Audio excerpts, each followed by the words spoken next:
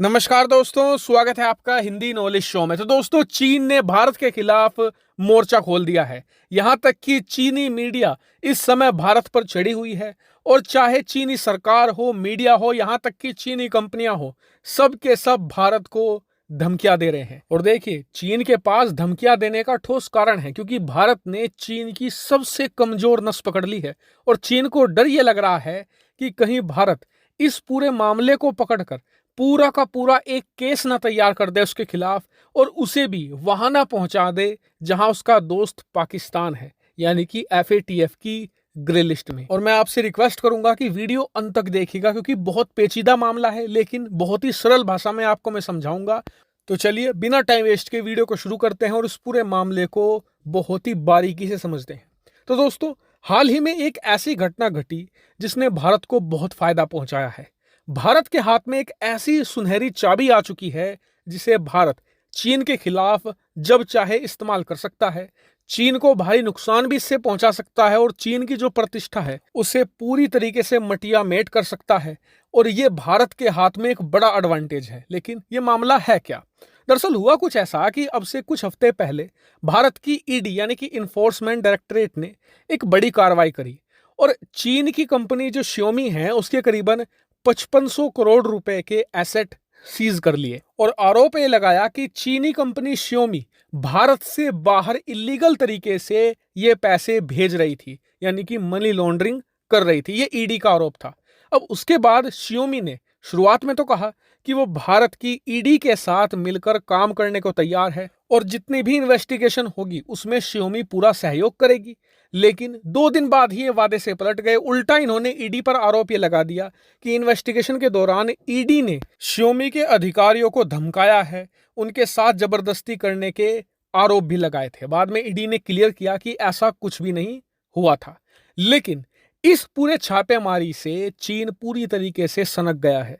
चीनी मीडिया ने भारत पर आरोप लगाया है कि भारत अपनी एजेंसियों के जरिए चीनी कंपनियों को टारगेट कर रहा है। स्क्रीन पर आप देख सकते हैं, चीन के सबसे बड़े न्यूज एजेंसी ग्लोबल टाइम्स ने कहा है कि भारत अपने जो रेगुलेटरी एजेंसियों के जरिए चीनी कंपनियों पर हमले कर रहा है, उन्हें वो तुरंत रोके। इतना ही नहीं, ग्लोबल टाइम्स ने भारत के खिलाफ और भी कई आर्टिकल लिखे हैं जो बहुत ही एग्रेसिव लैंग्वेज में है। लेकिन चीनी सरकार इतना एग्रेसिव बयान नहीं दे सकती, क्योंकि वो थोड़ा डिप्लोमेटिक होते हैं। इसीलिए उन्होंने डिप्लोमेटिक तरीके से भारत पर वार किया और भारत को कहा है कि चाइना उम्मीद करता है कि भारत लॉफुल तरीके से यानी कि कानून के मुताबिक कार्रवाई करेगा और चीनी कंपनियों को परेशान नहीं करेगा। लेकिन अब आप सोच रहे होंगे कि एक कंपनी के लिए चीन का पूरा विदेश मंत्रालय आ जाता है, चीन का जो सबसे बड़ा मीडिया हाउस है वो सामने आ जाता है और भारत को धमकियां देने लगते हैं। ऐसा इस कंपनी में है क्या?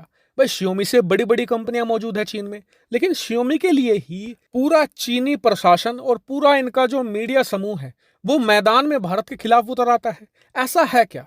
तो मैं आपको बताता हूं। दरअसल चीन को इस समय डर ये लग रहा है कि अगर भारत की ईडी को प्रॉपर सबूत मिल जाते हैं कि चीनी कंपनी भारत से बाहर पैसे भेज रही थी और मनी लॉन्ड्रिंग कर रही थी, तो चीन मुसीबत में फंसेगा। क्योंकि बताया जा रहा है कि ऑलरेडी कई देशों में चीन और चीनी कंपनियों के खिलाफ ऐसे ही केस चल रहे हैं, लेकिन ये सबसे बड़ा केस है, इसमें पैसा बहुत ज्यादा इन्वॉल्व था। ऐसे में भारत इसका एक केस तैयार कर सकता है और एफएटीएफ की जो व्हाइट लिस्ट है उसमें से चीन को हटाने की सिफारिश कर सकता है। अब आप कहेंगे कि ये व्हाइट लिस्ट क्या है? तो देखिए, जो एफएटीएफ के सदस्य देश होते हैं उन्हें कहा जाता है व्हाइट लिस्ट कंट्री। ये देश तय करते हैं कि दुनिया के किस मुल्क को ग्रे लिस्ट में डालना है या किस देश को ब्लैक लिस्ट ही कर देना है। तो इन देशों को कहा जाता है व्हाइट लिस्ट कंट्री। अब व्हाइट लिस्ट कंट्री होना अपने आप में एक बहुत बड़े प्रेस्टीज की बात होती है, क्योंकि व्हाइट लिस्ट में वही आ सकते हैं जिनका रिकॉर्ड बिल्कुल क्लीन हो, जिन्होंने कोई इलीगल काम ना किया हो, किसी भी प्रकार की टेरर फंडिंग ना की हो या किसी आतंकी संगठन का समर्थन ना किया हो। इन सभी देशों को कहा जाता है व्हाइट लिस्ट कंट्री और इनका स्टेटस दुनिया में काफी हाई होता है। स्क्रीन पर आप देख भी सकते हैं जो व्हाइट लिस्ट कंट्री है, इनमें आप भारत को भी पाएंगे और चीन को भी पाएंगे और यही तय करते हैं कि किसे ग्रे लिस्ट में डालना है, किसे ब्लैक लिस्ट में डालना है। एग्जाम्पल, पाकिस्तान को और तुर्की को अब से कुछ महीने पहले ही ग्रे लिस्ट में डाला गया है, तो इन सभी देशों ने ही मिलकर ये तय किया है। तो अगर चाइना इससे बाहर निकलता है तो सबसे पहले चाइना की इज्जत है वो चली जाएगी अंतर्राष्ट्रीय बिरादरी में, क्योंकि एफएटीएफ की व्हाइट लिस्ट से निकलना मतलब आप दागदार व्यक्ति हो। इतना ही नहीं, आपकी एक बड़ी पावर भी जाएगी, क्योंकि एफएटीएफ के कंट्री ही ये तय करते हैं कि किसके खिलाफ ब्लैक लिस्ट की कार्रवाई होनी है या किसके खिलाफ ग्रे लिस्ट की कार्रवाई होनी है। ऐसे में चीन की मेजर पावर भी छिनेगी। लेकिन सबसे बड़ा नुकसान चीन को यह है कि जो व्हाइट लिस्ट कंट्री होते हैं ना, इनके पास एक कुशन रहता है। इन्हें ऐसा नहीं कि अचानक से ग्रे लिस्ट या ब्लैक लिस्ट में डाल दो, ऐसा बिल्कुल नहीं होता। लेकिन एक बार आप व्हाइट लिस्ट से निकले, आप पर हमेशा कार्रवाई का खतरा मंडराता रहेगा। आपने एक गलती की, आप सीधा ब्लैक लिस्ट में जाओगे। लेकिन अब आप सोच रहे होंगे कि ये ब्लैक लिस्ट, ग्रे लिस्ट, इनका मतलब क्या है? तो बता देता हूं। पाकिस्तान की आज जो हालत है ना, इसका सबसे बड़ा कारण ये है कि पाकिस्तान एक ग्रे लिस्टेड कंट्री है जो टेरर फाइनेंसिंग करता है। इसके अलावा जो मनी लॉन्ड्रिंग करता है, पैसों की हेराफेरी करता है, उस देश को ग्रे लिस्ट में डाला जाता है। उसकी हालत आप जानते ही हैं।